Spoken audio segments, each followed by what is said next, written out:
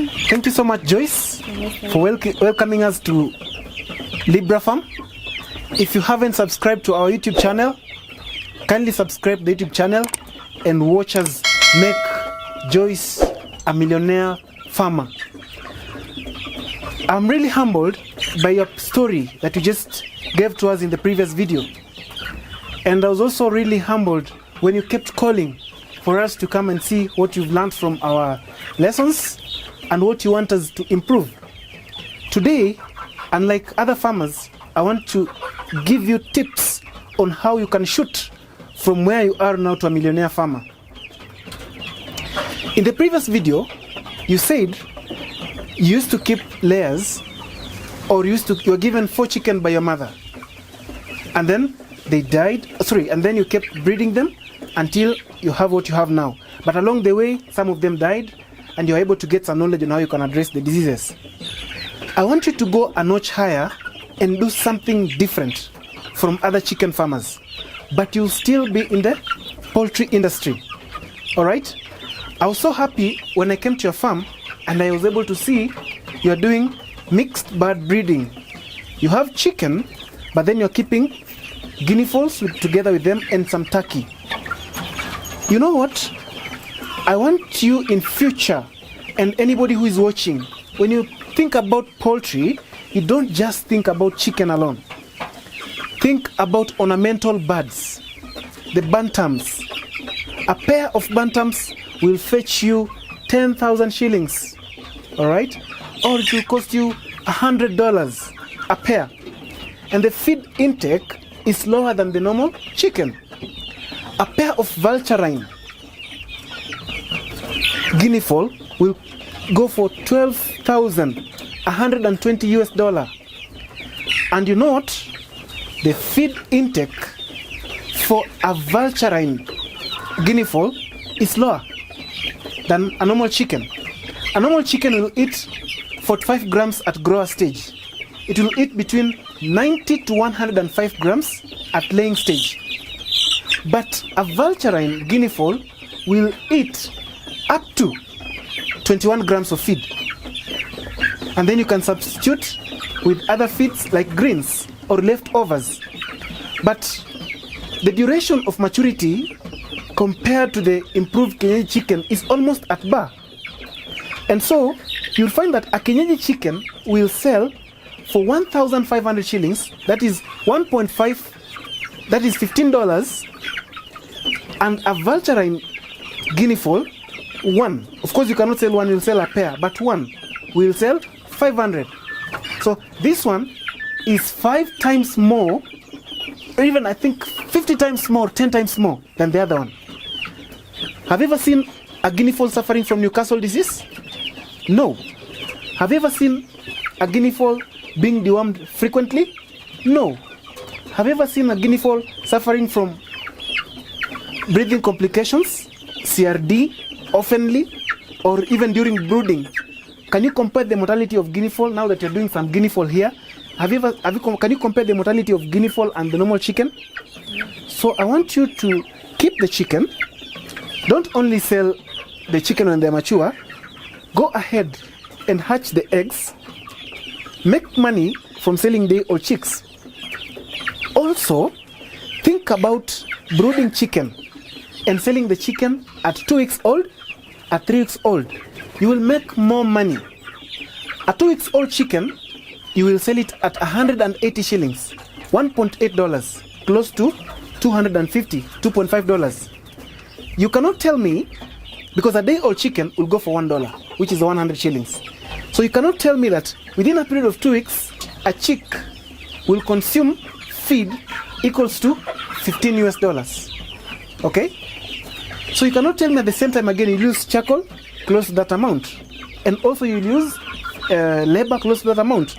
So don't only think about selling fertile eggs. There's a shilling you're losing. Don't stop at selling day-old chicks. There's an extra shilling you're losing. Don't think at selling only brooded chicken and selling only Kenyeji chicken, improved Kenyeji. There's another shilling you're losing. Think about also selling the other ornamental birds. It's expensive to buy a pair of ornamental birds, And also, when you're buying ornamental birds, don't buy a pair of guinea fowls from one person, 2 pairs. Buy from different farms, different pairs, so that these male cocks can come and interbreed to give you a stronger line of chicks. So that when you also have your chicks, guinea fowl chicks, or your peacock chicks, or your turkey chicks, they are not that weak because of inbreeding. All right? Back to your farm. I love this structure. It is unique. It is excellent. I'm here. You can see I'm wearing no mask. You have not put any fan running up here. Only the front ventilation. You can see the space she's using.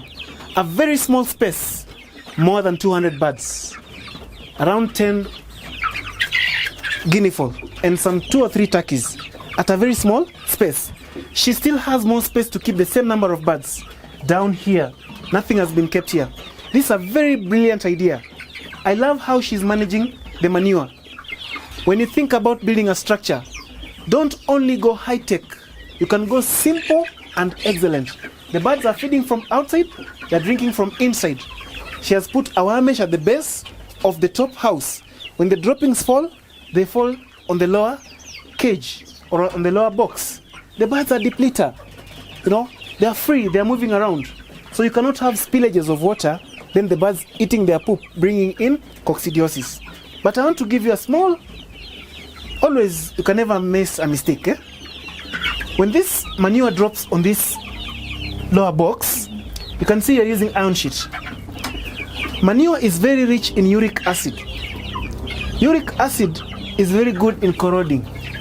You'll find that this top cover of this lower box will not last for long.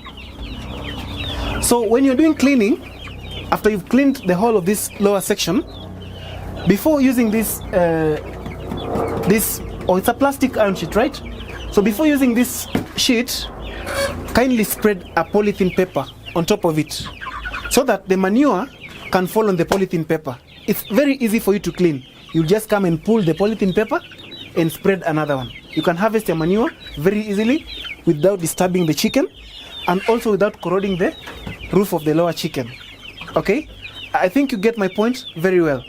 I'm really impressed with what you're doing. So when you bring in chicken in the lower cage, you will kindly use the wood shavings, introduce the wood shavings so that they don't go directly on the floor. But use the same idea you've used here. Make the feed troughs outside. And if you introduce feed troughs inside, don't use so many feed troughs. Just use a number like you've done there. This is an excellent and an awesome job. I'm so happy that AfriChick is bringing people from somewhere to somewhere and somewhere and somewhere. I didn't know. I always just speak like somebody who's speaking. And I'm so happy with what you're doing. The other thing is feed formulation. Actually, I'm going to talk about and I'm going to teach you, AfriChick viewers and Joyce, how to make your own quality feeds at home in a simpler way that anybody can understand. All right? Without necessarily going to buy the feeds from the shop. I will teach you and I will give you the formulas in the next video. But here, I want to talk about the routine management practices in terms of feeding and giving water. Always feed your chicken 2 times. 3/4 of the ration in the morning. 1/4 of the ration towards evening. All right? Make sure you have sufficient water. I can see your drinkers are sitting on the floor. That is not correct. There's so much spillage of water. If you're using a multivitamin, for example, with that water, when the chicken drink, they spill. So you can imagine how much money you're spilling because multivitamin is money. So when that water is spilling, it is soaking that manure. When it is soaked, you get a pungent smell. When that smell comes up, because this is iron sheet, the chicken start coughing. We call it in Kiswahili kungorota. Then you wonder, kwa nini zinangorota? No. That is because of water spilling on the manure. The manure produces a gas called ammonia. You see your chicken starting to kupiga mwayo. No, like they're hissing. All right?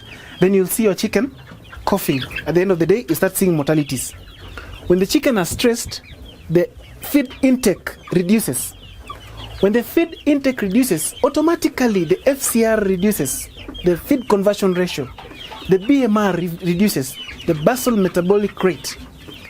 Always weigh your chicken. Pima kilo, kila wiki. Pima ni kilo ngapi leo? This week, how many kgs? Next week, pima how many kgs? That is the only way you will know if you're making progress or not. Because this chicken, what is the KPI? What is the key performance indicator that you can use to evaluate yourself? They're not laying. Hautajua kama ziko sawa ama ziko sawa. Lakini ukipima kilo, if you keep weighing them, you'll be able to know whether my chicken are okay or not. Right? Give them enough lighting when they start laying. At this moment, I don't think you are using light. Let them rest so that they also reduce on the feed intake. Then avoid much stressing. This is a good job. Always watch our videos from the beginning to the end. The lesson and the tip is always at the end. Some of you watch the video at the beginning, then you write for me 300 emails.